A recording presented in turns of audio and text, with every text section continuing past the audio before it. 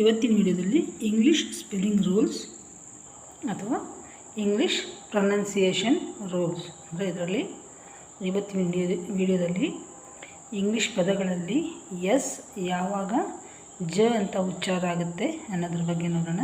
ಈ ವಿಡಿಯೋನ ಮಾಡ್ತಾ ಇರೋದು ನಮ್ಮ ಚಾನಲ್ನ ಸಬ್ಸ್ಕ್ರೈಬರ್ ಆದ ಬಸವರಾಜು ಅನ್ನೋರು ತುಂಬ ಸಲ ಕೇಳ್ತಾ ಇದ್ದೀರಾ ಮೇಡಮ್, ಯೂಸ್ ಅನ್ನೋದರಲ್ಲಿ ಎಸ್ ಯಾವಾಗ ಝ ಆಗುತ್ತೆ ಅಂತ.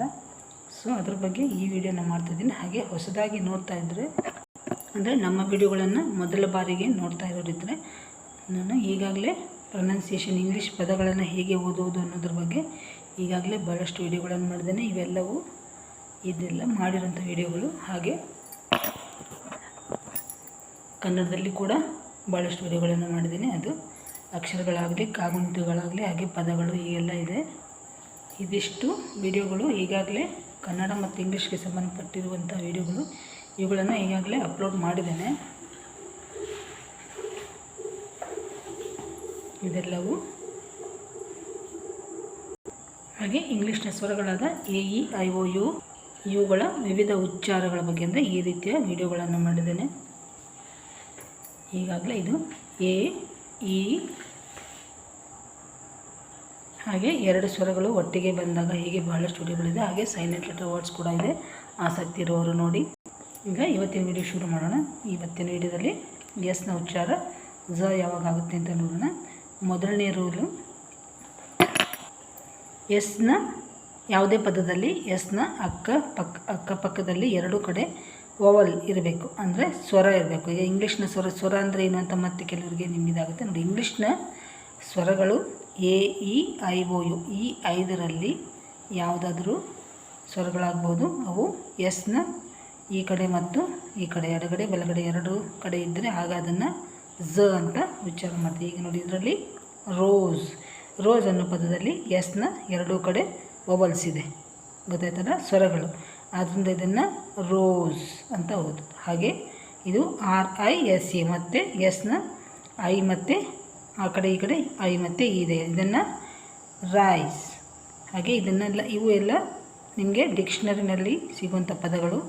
ಅದು ನಿಮಗೆ ಉಚ್ಚಾರಗಳು ಕನ್ನಡದಲ್ಲಿ ಕೂಡ ಗೊತ್ತಾಗಲಿ ಅಂಥೇಳಿ, ನಿಮಗೆ ಸರಿಯಾಗಿದೆಯೋ ಇಲ್ವೋ ಅಂತ ನಿಮಗೆ ಕನ್ಫ್ಯೂಸ್ ಆಗಬಾರ್ದು ಅಂಥೇಳಿ ಇದನ್ನು ಬರೆದಿದ್ದೇನೆ. ಈ ಥರ ಪ್ರಾಕ್ಟೀಸ್ ಮಾಡಿದರೆ ಸಾಕು ನೀವು.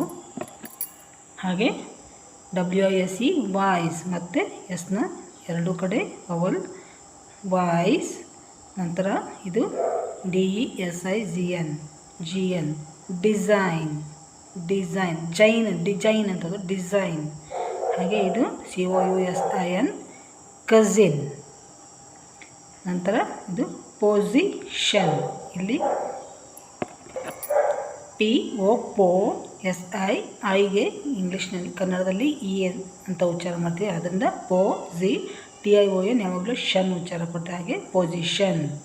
ನಂತರ ಪಾಸಿಟಿವ್ POSITIVE ಪಾಸಿಟಿವ್. ಮತ್ತೊಂದು ಪದ ಕನ್ಫ್ಯೂಸ್ ಇಲ್ಲಿ ಕನ್ನಡದಲ್ಲಿ ಬರೆದಿದ್ದೇನೆ. ನಂತರ ಸೀಸನ್ ಇಲ್ಲಿ ಕೂಡ ಜ. ನಂತರ ರೀಸನ್. ಹಾಗೆ ಇನ್ನೆರಡು ಪದಗಳು ಇಲ್ಲಿ ಮ್ಯೂಸಿಕ್. ನಂತರ ಡಿಪಾಸಿಟ್ ಇಲ್ಲಿ ಎಸ್ನ ಎರಡು ಕಡೆ ವವಲ್ಸ್ ಇದೆ. ಎಸ್ ಯಾವಾಗ ಜ ಆಗುತ್ತೆ ಅನ್ನೋದ್ರ ಬಗ್ಗೆ ಭಾಳಷ್ಟು ರೂಲ್ಸ್ ಇದೆ. ಇದರಲ್ಲಿ ಇವತ್ತಿನ ವಿಡಿಯೋದಲ್ಲಿ ಈ ಮೊದಲನೇ ರೂಲನ್ನು ಹೇಳಿದ್ದೇನೆ. ಮತ್ತು ಮುಂದಿನ ವಿಡಿಯೋದಲ್ಲಿ ಈ ಪದಗಳ ಬಗ್ಗೆ ಹೇಳ್ತೇನೆ.